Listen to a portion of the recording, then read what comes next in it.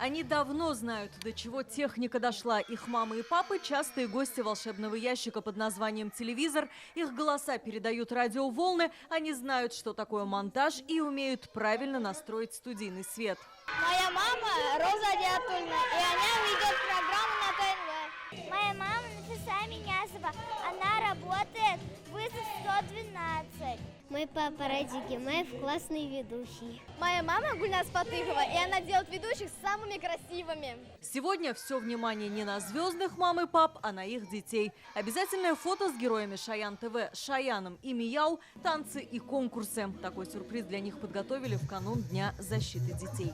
Все мы знаем, что родители часто задерживаются допоздна на работе, и здесь мы решили устроить этот праздник, сделав его именно семейным, чтобы дети смогли провести время с родителями и узнать, где же работают мамы и папы, как все это происходит. В жизни мы иногда бываем то, что забываемся, становимся серьезными, проблемы жизни нас немножко, так скажем, давят. И бывает, что иногда нужно вернуться в детство, вспомнить и самим тоже очутиться вот в этой атмосфере. Спасибо телерадиокомпании «Татарстан Новый век», который из года в год удивляет тем, что создает вот такие традиции, больше уделяет времени семейным традициям с детьми, чтобы родитель и ребенок были вместе. Естественно, у ребенка возникает вопрос: как ты попал в телевизор? И вот сейчас я ей объяснял в свое время, сейчас она сама увидела, пришла, узнала, в каких условиях мы работаем, где мы работаем, как все это происходит. Кто знает, как переводится слово «шаян»?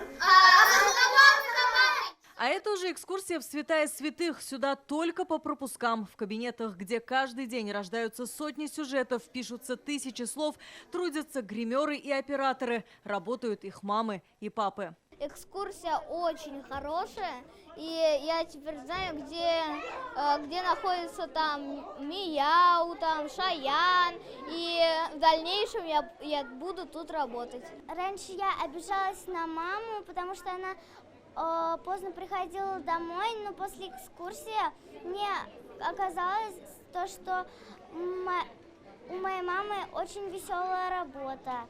Ну, Шаян ТВ мне больше всех нравится. Она добрая, хорошая и татарская. Я тоже татар с мамой.